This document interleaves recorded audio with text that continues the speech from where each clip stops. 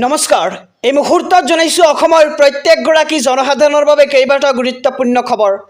আজি হৈছে ৭ জুন। আজিৰ দিনটোতে অসমৰ লগতে ভাৰতবৰ্ষৰ বিভিন্ন প্ৰান্তৰ পৰা কেইবাটাও গুৰুত্বপূৰ্ণ খবৰ যুগুত কৰা হৈছে।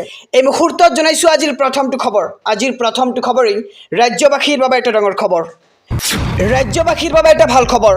ৰেচন কাৰ্ড অৰুণোদয় আঁচনিক লৈ হিমন্ত বিশ্ব শৰ্মা কেবিনেটৰ ডাঙৰ সিদ্ধান্ত। ঘৰে ঘৰে অৰুণোদয় আঁচনি দিয়াৰ চেষ্টা চলাব এইবাৰ চৰকাৰে। অৰুণোদয় আঁচনি নপোৱাকৈ কোনো যোগ্য পৰিয়াল নাথাকিব বুলি মন্তব্য কৰা হয় কেবিনেটত।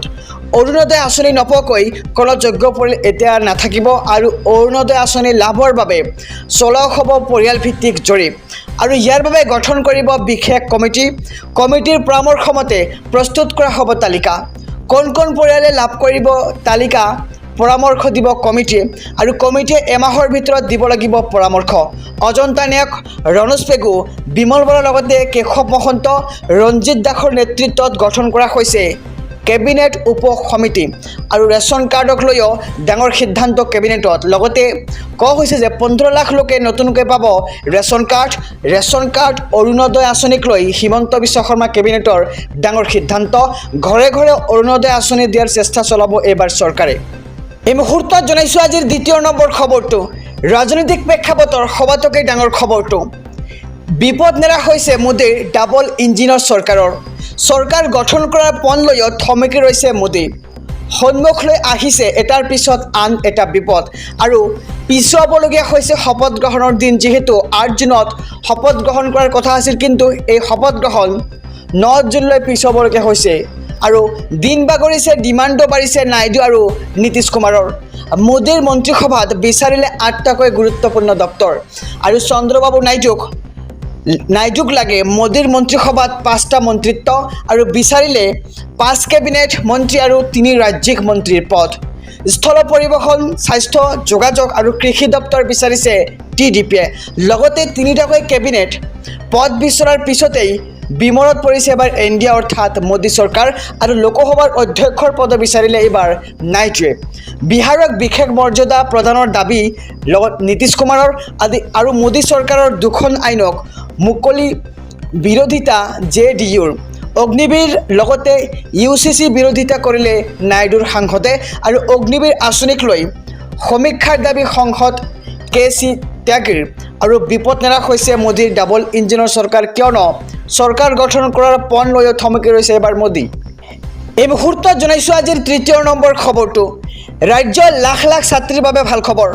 শীঘ্ৰেই মেট্ৰিক আৰু উচ্চতৰ মাধ্যমিক উত্তীৰ্ণ ছাত্ৰীয়ে লাভ কৰিব ধন। নিযুত মইনা আঁচনিৰ ধন বিতৰণত অনুমোদন এইবাৰ ৰাজ্যিক কেবিনেটৰ। 10,000 টকাকৈ দিয়াত অনুমোদন এইবাৰ ৰাজ্যিক কেবিনেটৰ আৰু অহা 2 মাহৰ ভিতৰত ছাত্ৰীসকলক দিয়া হ'ব নগদ ধন আৰু 15 আগষ্টৰ দিনা লাখ লাখ ছাত্ৰীৰ একাউণ্টত সোমাব ধন। আকৌ জনাইছোঁ খবৰটো মুখ্যমন্ত্ৰী হিমন্ত বিশ্ব শৰ্মাৰ এই বৃহৎ ঘোষণা। ৰাজ্যৰ লাখ লাখ ছাত্ৰীৰ বাবে ভাল খবৰ। শীঘ্ৰে মেট্ৰিক আৰু উচ্চতৰ মাধ্যমিক উত্তীৰ্ণ ছাত্ৰীয়ে লাভ কৰিব ধন।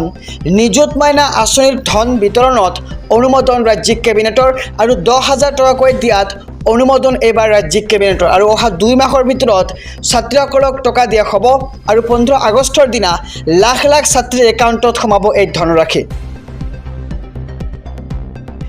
ৰাজনৈতিক মহলত সবাতোকৈ চৰ্চিত বিষয়টো হৈছে যে এইবাৰ বিজেপি চৰকাৰে কি কৰিবলৈ ওলাইছে। ক্ষমতাত থাকিও ক্ষমতাহীন হ'ব নেকি এইবাৰ বিজেপি চৰকাৰ।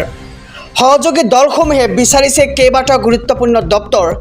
বিত্ত, শিক্ষাৰ পৰা পৰিবহণলৈ 10টাতকৈ অধিক দপ্তৰ লাগে সহযোগী দলসমূহক আৰু সহযোগী দলৰ বাবে বিজেপিয়ে এৰি দিবলগীয়া হ'ব পাৰে কেইবাটাও গুৰুত্বপূৰ্ণ দপ্তৰ। JDUৰ নীতিশ কুমাৰে বিহাৰৰ বাবে বিশেষ পেকেজৰ উপৰিও বিচাৰিছে 4টা মন্ত্ৰী পদ আৰু 4টা মন্ত্ৰী পদ লগতে আৰু এটা ৰাজ্যিক মন্ত্ৰী পদ বিচাৰিলে নীতিশ কুমাৰে।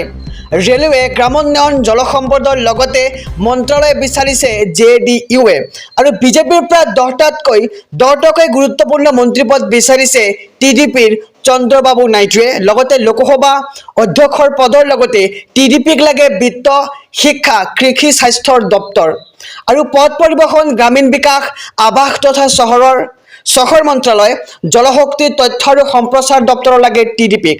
আৰু বিজেপিৰ সমস্যা বৃদ্ধি কৰিছে বিহাৰৰ চিৰাগ পাছৱানৰ LGP জিতন ৰাম মাঝিৰ খাম আৰু উত্তৰ প্ৰদেশৰ আপোনা দলে মহাৰাষ্ট্ৰৰ একনাথ শিন্দে নেতৃত্বাধীন শিৱসেনাই এজন মন্ত্ৰী আৰু এজন ৰাজ্যিক মন্ত্ৰীৰ পদ দাবী কৰিছে আৰু এনডিএ সমদলে আহিলে তিনিটা মন্ত্ৰী পদৰ আশ্বাস দিছিল নীতিশ কুমাৰক আৰু সংখ্যাগৰিষ্ঠতাৰ অভাৱত হাবাথুৰি খোৱা বিজেপিৰ পৰা বিচাৰিছে নীতিশ কুমাৰে চাৰিটা পূৰ্ণ মন্ত্ৰী পদ আৰু মন্ত্ৰিত্ব পাবলৈ উদ্গ্ৰীৱ উত্তৰ প্ৰদেশৰ RLDৰ জয়ন্ত চৌধুৰী আপনা দলৰ অনুপ্ৰিয়া পেটেল আৰু JDSৰ HD কুমাৰস্বামীও আৰু সহযোগী দলৰ দাবী পূৰণ নকৰিলে সংখ্যাগৰিষ্ঠতা হেৰুৱাবৰ আশংকা এবাৰ বিজেপিৰ এই মুহূৰ্তত জনাইছোঁ আজিৰ শেষৰ খবৰটো নিৰ্বাচন শেষ হোৱাৰ পিছতেই জনতাৰ মূৰত মাধমাৰ প্ৰতি লিটাৰ পেট্ৰলত 1.01 টকাকৈ বৃদ্ধি হৈছে আৰু দুই এদিনতে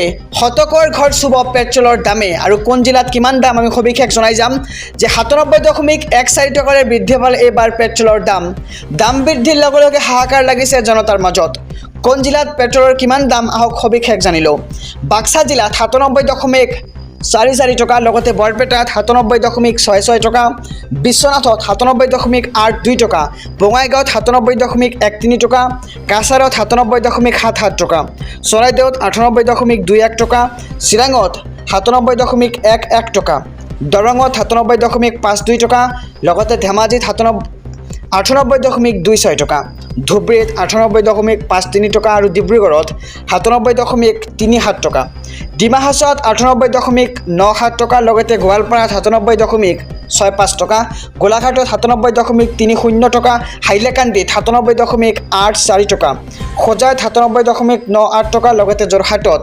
97.63 টকা কামৰূপত 97.27 টকা কামৰূপ মহানগৰত 97.14 টকা বৰ্তমান পেট্ৰলৰ মূল্য আৰু কাৰ্বি আংলঙত 97.34 টকা আৰু নিৰ্বাচন শেষ হোৱাৰ পিছতেই এবাৰ জনতাৰ মূৰত পুনৰ মাধমাৰ আকৌ বৃদ্ধি পাইছে পেট্ৰলৰ মূল্য